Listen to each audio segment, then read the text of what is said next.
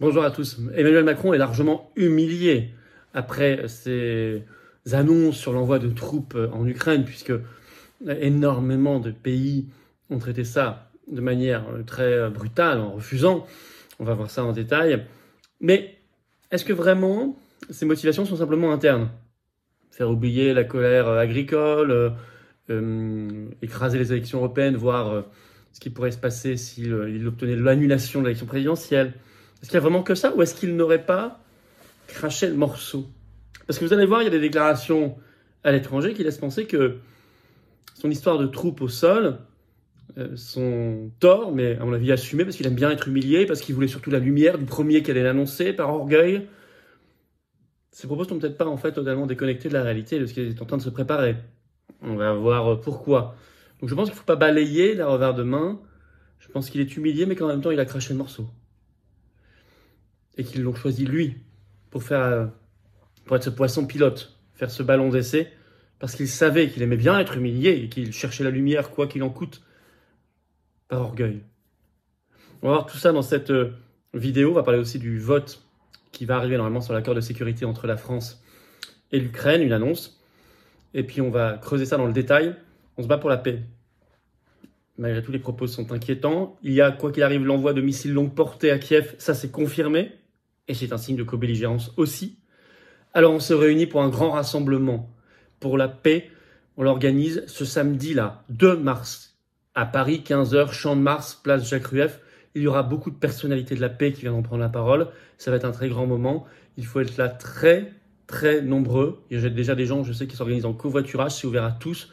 Soyez là, ce samedi 2 mars, 15h, Paris, Champ de Mars, place Jacques Rueff, pour la paix.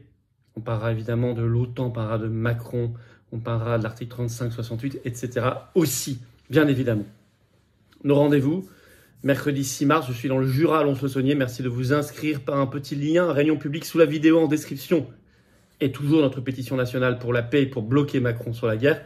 Elle est assignée à relayer, elle est en lien également sous la vidéo en description. Et merci de vous abonner à cette chaîne YouTube. Un petit clic en dessous de t'abonner, c'est fait. Ou réabonner si YouTube vous a désabonné, c'est un clic, c'est gratuit. Et ça va aider énormément à la diffusion, à la viralité de ces vidéos qui vont toucher, grâce à votre abonnement à la chaîne, de nouvelles personnes qui vont nous découvrir. Il faut se battre avec nous.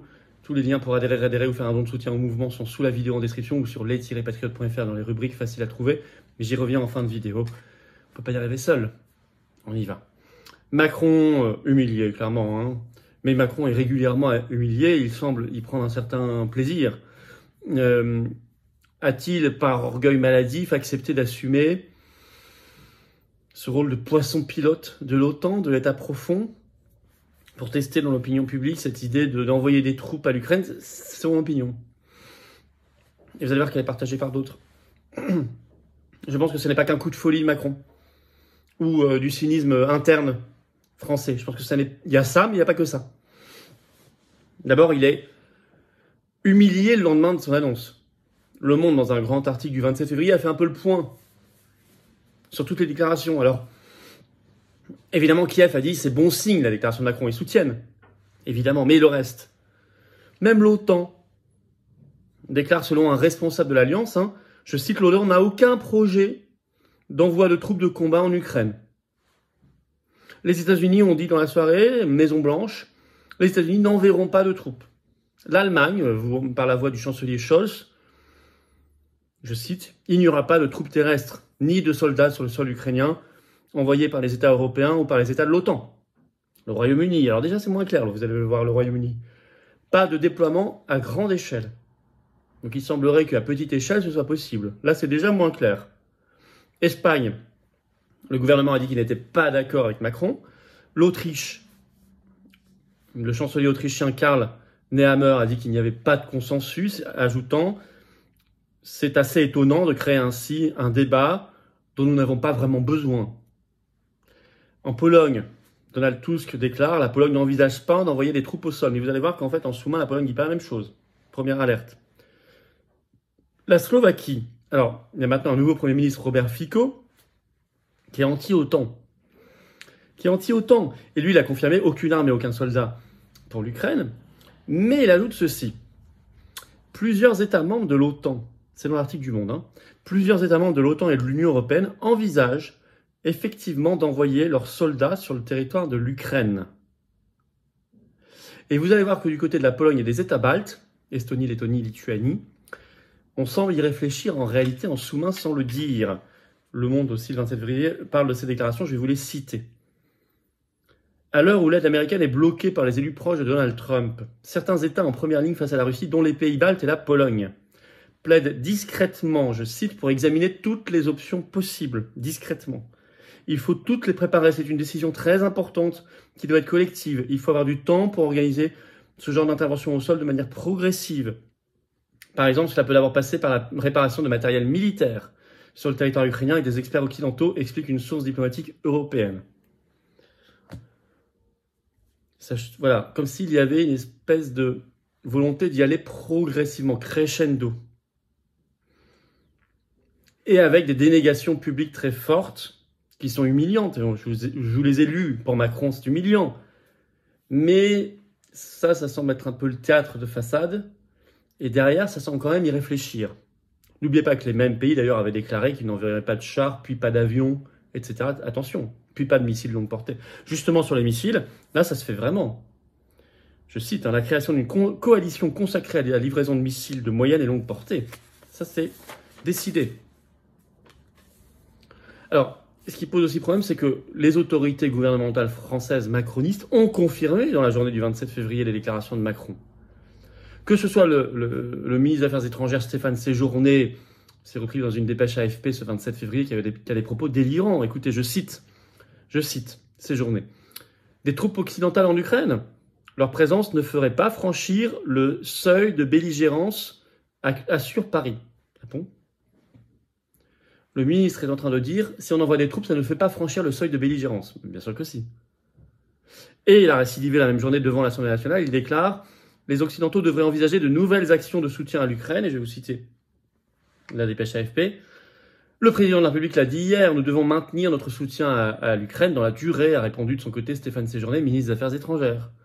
Nous partons du constat de l'intensification et de l'agressivité russe en Ukraine, mais également de son agressivité par rapport aux Européens. La Russie veut détruire la sécurité européenne et nous ne pouvons pas laisser faire. Ça, je sais pas où ils ont vu ça en fait. Hein. Ils répètent ça depuis des semaines là. Il faut faire plus pour l'Ukraine, ajoute-t-il. Plus de munitions, plus d'équipements, plus de défense. Et il faut probablement faire différemment en envisageant de nouvelles missions. Rien ne doit être exclu dans ce domaine. Et le Premier ministre Attal, sur RTL le 27 février, dit la même chose. On ne peut rien exclure dans une guerre, dit-il, dont l'envoi de troupes. Alors, quelles sont les motivations réelles de Macron derrière tout ça ? Bien sûr, on l'a dit, j'ai fait une vidéo hier, il y a des motivations internes, faire oublier son fiasco au Salon de l'Agriculture et la crise agricole, la révolte paysanne, ok. Écraser les élections européennes du 9 juin. Il n'y arrivera pas, moi je suis candidat, j'étais au Salon de l'Agriculture hier, je peux vous dire qu'on a eu des vrais débats sur le Frexit, l'Europe avec les agriculteurs, beaucoup sont d'accord, j'ai jamais entendu autant de paysans avoir le mot Frexit à la bouche. Il n'y arrivera pas, mais ça pourrait être une tentation, le faire en tout cas au maximum. Et puis annuler l'élection présidentielle de 2027 pour faire ce fameux troisième mandat qui lui est interdit normalement par la Constitution. Ça, c'est des motivations internes qu'on entend tous, qu'on comprend tous. C'est très cynique, c'est très macroniste. Mais n'est-il pas aussi poisson pilote de l'OTAN par cette déclaration? Un test. Et il aurait endossé ce rôle. Alors il est humilié, bien sûr, sur le moment, parce qu'ils ont tous été obligés de le contredire, quasiment. Mais de toute façon, ça flatte son ego d'y aller en premier. Que ce soit ensuite derrière une humiliation ou pas, il est dans la lumière et c'est ce qu'il adore. Et ça, ils savent que Macron est comme ça. Qu'il a des traits de caractère et de tempérament complètement narcissiques, psychopathiques. Affaire, je l'ai dit, et c'est dans la pétition qui est en lien sous la vidéo en description pour la paix et bloquer Macron sur la guerre. Je vous remercie de la signer, de la relayer massivement. Article 35 de la Constitution, il faut un vote sur la déclaration de guerre. Article 68 pour le destituer. L'idée a été beaucoup émise ces dernières heures, elle doit évidemment avancer. Et puis on a annoncé, Macron a annoncé ce 27 février que finalement il y aurait un vote au Parlement sur l'accord de sécurité entre l'Ukraine et la France qui a été signé le 16 février. Vous savez, entre Macron et Zelensky à l'Elysée, ils étaient hilars, qui prévoit 3 milliards d'argent français, rien que cette année pour l'Ukraine par exemple, et un accord sur 10 ans. Ils ne voulaient pas au départ de vote au Parlement. Le sénateur Houpert a fait un recours. Au nom des Patriotes, je m'y suis joint. quelques autres l'ont fait aussi. Cette pression, manifestement, a déjà marché, puisque finalement Macron, par surprise, annonce un débat et un vote au Parlement, mais au titre de l'article 50-1 de la Constitution. Alors, il y a une entourloupe quand même là, parce que nous, on a fait un recours pour qu'il applique l'article 53 de la Constitution, qui dit qu'il doit soumettre au vote les accords qui engagent financièrement la France, les accords internationaux. L'article 50-1 met au vote, non pas l'accord en lui-même, mais une déclaration du gouvernement. Et donc, il n'y aura pas de vote sur l'accord en lui-même, mais sur une déclaration au sujet de l'accord de la part du gouvernement. Donc ça sent quand même l'entourloupe. C'est mieux que ce qu'il y avait avant, parce que la pression a fonctionné comme quoi il faut toujours agir, il ne faut jamais se laisser faire. Très bien. Et au moins, les oppositions, entre guillemets, seront démasquées, elles vont devoir se démasquer en votant. Très bien. Mais il n'y aura pas de vote sur l'accord, mais juste sur une déclaration du gouvernement, parce que c'est ça l'article 50-1 de la Constitution. Donc nous, on maintient notre recours. Voilà, on a décidé hier, on maintient le recours. On veut l'article 53, l'application de l'article 53, on ne lâchera pas. Donc on maintient le recours devant le Conseil d'État.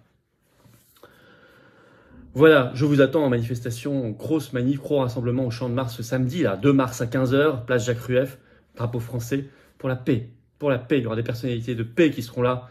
J'en appelle d'ailleurs à toutes les forces de paix. Tout le monde doit être là. Soyez là. Venez, très, très, très nombreux, c'est ouvert à tous, adhérents comme non-adhérents, bien sûr. On prend nos responsabilités aux patriotes. On prend nos responsabilités. On casse le cycle de guerre. On informe les gens. On crée des réseaux par ces rencontres physiques. Utiles, efficaces derrière. Soyez là. Merci également de vous inscrire si vous voulez venir à ma réunion publique le mercredi 6 mars dans le Jura à Lons-le-Saunier à 19h. Il y a un petit lien sous la vidéo en description. Ceux qui se sont inscrits pour Agen ce 29 février, vous êtes les bienvenus. Vous venez. Vous allez normalement recevoir un mail ou vérifier vos spams aujourd'hui. Mais même si vous ne l'avez pas reçu, vous êtes de toute façon inscrit. Et même si vous n'êtes pas inscrit, vous avez le droit de venir.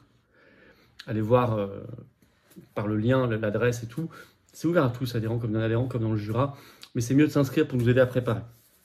Par ailleurs, merci de vous abonner à cette chaîne YouTube. Je vous attends, patriotes. Voilà, j'ai besoin de vous. Vous pouvez adhérer, réadhérer, faire un don de soutien dès maintenant. Et j'en ai besoin. Et nous en avons besoin pour nous battre pour la paix, pour nos libertés, pour la souveraineté, pour sortir de l'Union européenne et de l'OTAN. Pour nous remettre debout dans un mouvement qui s'appelle les Patriotes, qui est complètement anti-oligarchique à 150%, qui n'a pas les millions, les milliards, les banques, les médias du système, ni les copains, ni les réseaux. On fait parfois dans l'adversité, mais on lâchera rien. Mais j'ai besoin de vous, dès maintenant, parce que l'oligarchie et ses faucons et ses dingues attaquent dès maintenant, pas demain. Pensons à nous, pensons à nos enfants, pensons à nos petits-enfants, pensons à notre pays et notre humanité. Adhérer, réadhérer, vous pouvez le faire dès maintenant. C'est le premier lien sous la vidéo en description. Ce lien est également en commentaire épinglé. Petite fiche maintenant sur l'écran. Dans quelques secondes, un lien sur l'écran. Faire un don de soutien au mouvement, c'est facile. C'est le deuxième lien sous la vidéo en description. Ça permet de faire plus d'actions aussi, les dons. Manif, comme on va faire là, opération coup de poing, élection européenne qui coûte très cher, mais aussi des tracts, des affiches pour informer, diffuser. Tout ça, c'est défiscalisé de vos impôts aux 2/3. Vous mettez 60 €, vous enlevez 40 € de vos impôts après tout ça. Vous mettez 6 000 €, vous enlevez 4 000 €. Vous mettez 6 €, vous enlevez 4 €. Bravo donateurs, adhérents, bienvenue aux nouveaux adhérents patriotes et vive la France.